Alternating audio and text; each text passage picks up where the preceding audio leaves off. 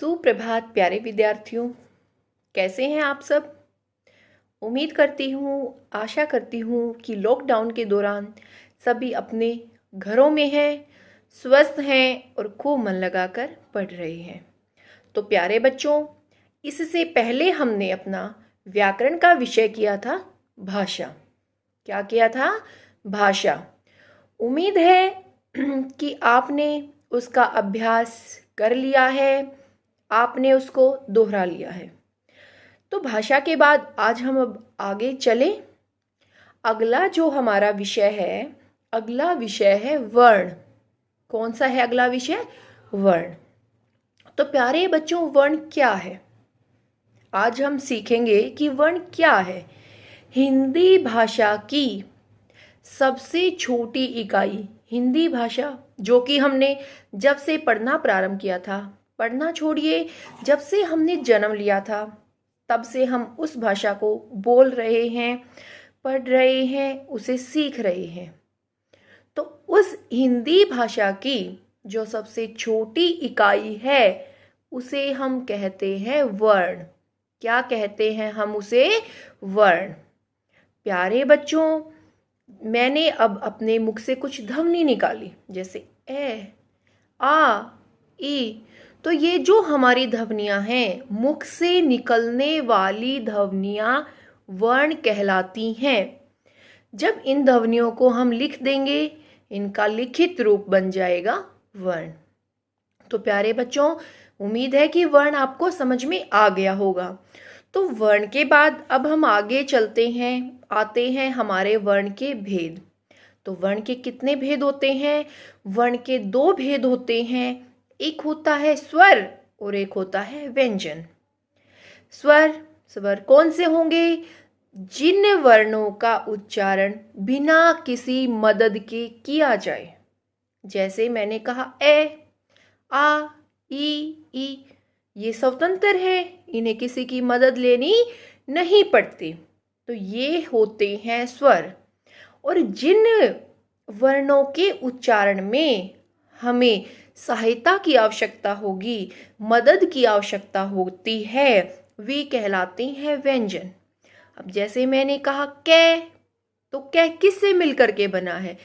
कै जमा ए। अब आप पूछेंगे कि कै पूरा है? नहीं, कै पूरा नहीं है। कै के नीचे हलंत लगेगा जब हम इसका वर्ण विच्छेद करेंगे। अब वर्ण विच्छेद क्या होगा? वर्ण विच्छेद ये होता है कि आप उस वर्ण की ज्यादा से ज्यादा कितनी छोटी उसकी इकाई कर सकते हैं, कितने छोटे उसके टुकड़े कर सकते हैं। तो ए का अगर टुकड़ा करना पड़े तो ए का तो और अधिक छोटा टुकड़ा हो ही नहीं सकता। लेकिन जब हमें कै का टुकड़ा करना पड़े, कै का वर्ण विच्छेद करना पड़े, तो कै के नीचे आएगा आपका हलंत जमा ए, तब बनता है आपका कै। और जिस भी वर्ण के नीचे हलंत लग जाता है उसका मतलब क्या होता है?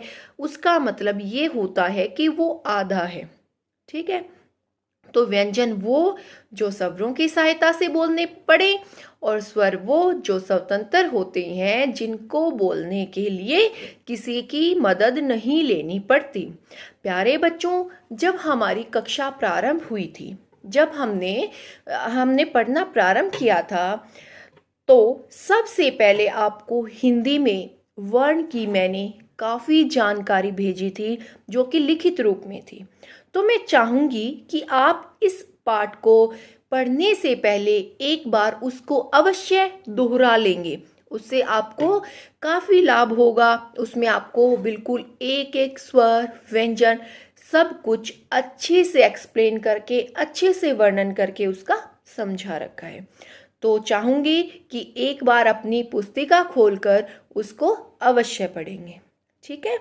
तो अब आगे चलें, स्वर व्यंजन के बारे में और अधिक जानकारी हम आज की इस वीडियो में करेंगे। तो प्यारे बच्चों, स्वर के 3 भेद होते हैं। सबसे पहले हर्षव स्वर आता है। हर्षव स्वर वह होती हैं जिन स्वरों के बोलने में बहुत ही कम समय लगता है, और हर्षव स्वर केवल 4 होते हैं, ए, ई, उ, री। हर्षव स्वर कितने होते हैं? हर्षव स्वर होते हैं 4, ए, ई, उ, री। उसके बाद स्वर का जो दूसरा भेद है वह है दीर्घ स्वर। कौन सा? दीर्घ स्वर। दीर्घ स्वर प्यारे बच्चों वह होते हैं जिनके बोलने में ह्रस्व स्वर से दो गुना समय लगता है, वह कहलाते हैं दीर्घ स्वर। अब मैंने बोला था ए, तो इसमें बहुत कम समय लगा, लेकिन अब मैंने कहा कि आ, तो इसमें ऐसे ज्यादा समय लगा है। एक तो बोले ई और एक बोले ई, तो दुगना समय लगा। तो ह्रस्व स्वर वे जिनके बोलने में बहुत ही कम समय लगे और दीर्घ स्वर वो जिनके बोलने में 2 गुना समय लगे। तो हमारे जो दीर्घ स्वर होते हैं वो होते हैं 7। ह्रस्व स्वर कितने थे? 4, और दीर्घ स्वर होते हैं 7। कौन कौन से? ध्यान से सुनिए। आ, ई, उ, ए, ऐ, ओ, औ। कितने हो गए? 7। आ, ई, उ, ए, ऐ, ओ, औ। ठीक है, तो ये है हमारे दीर्घ स्वर। उसके बाद स्वर का जो तीसरा भेद आता है वह है प्लुत स्वर। अब प्लुत स्वर कौन से होंगे? प्लुत स्वर वो होंगे जिनके उच्चारण में 3 गुना समय लगता है। और 3 गुना समय कब लगेगा? जब हम प्राय बोलते हैं, किसी को पुकारते हैं, तो उस समय पर 3 गुना समय लगता है। अब जैसे मैं कहूं कि सुनो, अरे, ओम, तो इनको बोलने में थोड़ा सा ज्यादा समय लग रहा है। जो हमने ह्रस्व स्वर किए, दीर्घ स्वर किए, उनसे ज्यादा समय प्लुत स्वर में लगता है। उसके बाद ये थे स्वर के भेद। स्वर के 3 भेद, ह्रस्व, दीर्घ, प्लुत। उसके बाद व्यंजन के। व्यंजन क्या होंगे? जिनके बोलने में स्वरों की सहायता लेनी पड़ती है। तो व्यंजन के कितने भेद होते हैं? व्यंजन के मुख्य रूप से 4 भेद होते हैं। सबसे पहले है स्पर्श व्यंजन। स्पर्श यानी कि टच करना, यानी कि छूना। तो जिन व्यंजनों के उच्चारण के समय जो हमारी श्वास वायु है वो जीभ और मुख के अलग अलग भागों को स्पर्श करती है, वे स्पर्श व्यंजन कहलाते हैं।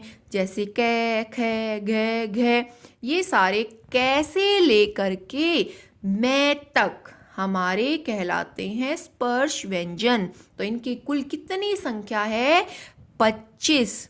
स्पर्श व्यंजन की कितनी संख्या है? 25। कैसे लेकर मैं तक हमारे स्पर्श व्यंजन हैं। उसके बाद है दूसरे नंबर पर अंतस्थ व्यंजन। अंतस्थ व्यंजन, अंतस्थ व्यंजन वे होते हैं जिनके उच्चारण के समय जो हमारी जीभ है, हमारी जिह्वा है, वो किसी भी भाग को स्पर्श नहीं करती। अंतस्थ व्यंजन केवल 4 होते हैं, य, रे, ले, वे। ठीक है। उसके बाद है ऊष्म व्यंजन। ऊष्म का क्या अर्थ होता है? ऊष्म का अर्थ होता है गरम। तो जिन व्यंजनों के उच्चारण के समय मुख से गरम हवा, गरम वायु निकलती है, वे कहलाते हैं ऊष्म व्यंजन। ऊष्म व्यंजन की संख्या भी 4 है। श, श, से, है। ये हैं हमारे 4 ऊष्म व्यंजन। ऊष्म व्यंजन भी 4, अंतस्थ व्यंजन भी 4, स्पर्श व्यंजन 25। इसके बाद आगे चलते हैं संयुक्त व्यंजन। संयुक्त का अर्थ होता है जुड़ना, मिल जाना। तो जहां पर 2 या 2 से अधिक व्यंजनों का मेल हो जाता है वे कहलाते हैं संयुक्त व्यंजन। अब संयुक्त व्यंजन कितने होते हैं? संयुक्त व्यंजन होते हैं 4। क्ष, त्र, च, श्र।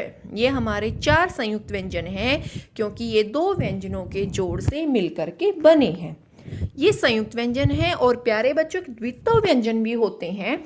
द्वित्व व्यंजन वो होते हैं जिसमें एक ही व्यंजन, सेम व्यंजन 2 बार आ जाता है। द्वित्व यानी कि 2 बार आ जाए। जैसे मैं कहूं कि कच्चा तो च, बच्चा च, पक्का क।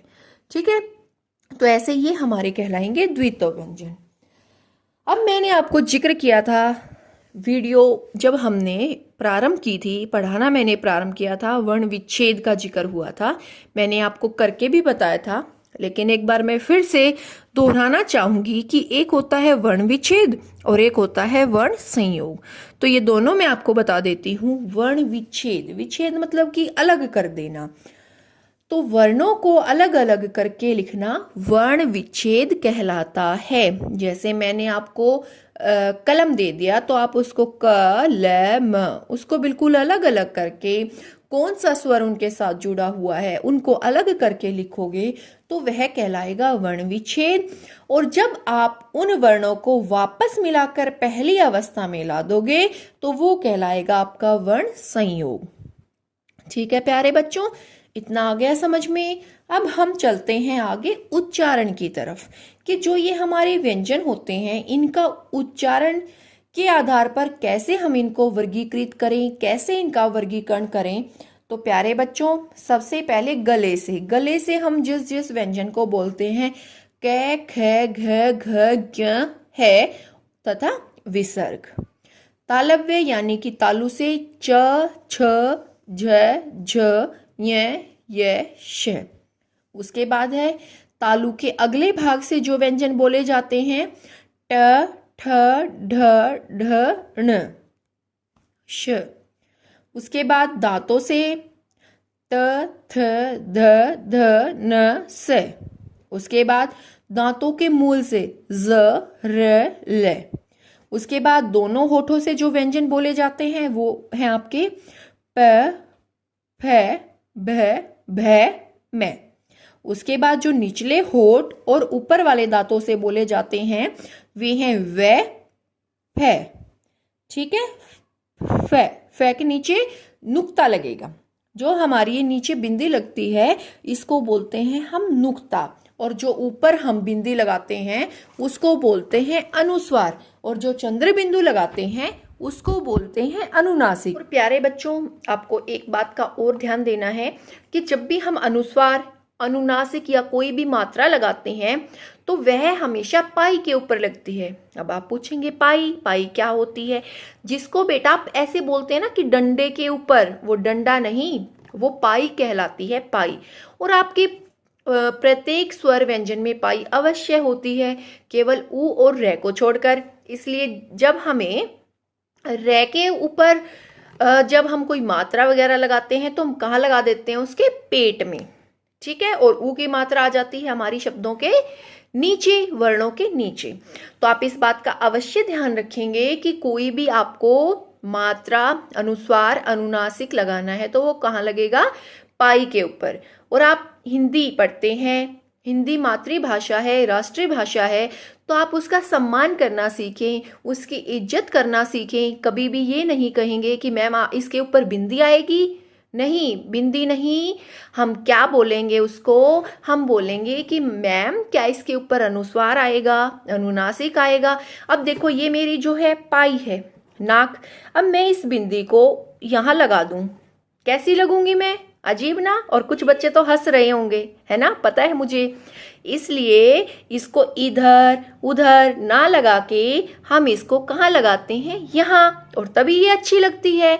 इसलिए हिंदी लिखते हुए भी हम अनुस्वार, अनुनासिक को इधर उधर कहीं नहीं लगाएंगे, जहाँ हमें जरूरत है। अब मान लो आँख लिखना है तो आँख, आ की जो पाई है उसके ऊपर हम क्या लगाएंगे? अनुनासिक। अब यहाँ आँख की बात आ गई तो प्यारे बच्चों, आपने देखा होगा कि कई बार हमें अनुनासिक, कई बार अनुस्वार लगा हुआ मिलता है। तो आज मैं इस चीज को भी एक बार क्लियर करना चाहूंगी कि कई शब्द हमारे ऐसे हैं कि जिन पर हम अनुस्वार लगाते हैं या अनुनासिक लगाते हैं, तो उन दोनों के लगाने के बाद अगर उच्चारण में कोई परिवर्तन नहीं होता, उच्चारण हमारा ऐसे का ऐसा रहता है, तो अब हमने अनुस्वार लगाना प्रारंभ कर दिया। जैसे गांधी, तो गांधी में आप अनुनासिक लगाओ या अनुस्वार लगाओ तो उसका उच्चारण क्या है? सेम है, बराबर बना हुआ है। तो ऐसे शब्दों में आजकल हम अनुस्वार लगा देते हैं तो वो गलत नहीं होता है। तो उम्मीद है कि प्यारे बच्चों, आज आपने जितना भी सीखा है आप उसको एक बार अवश्य दोहराएंगे और हमेशा हिंदी का सम्मान करना सीखेंगे, हिंदी विषय की इज्जत करना सीखेंगे, क्योंकि केवल एक अकेली भाषा ऐसी है ये कि जिसको हम जैसा बोलते हैं उसको वैसा ही लिखते हैं। ठीक है, तो जय हिंदी। ऐसे ही पढ़ते रहो, स्वस्थ रहो, खूब मन लगाकर अपना ऐसे ही गृह कार्य करते रहो। ठीक है, धन्यवाद।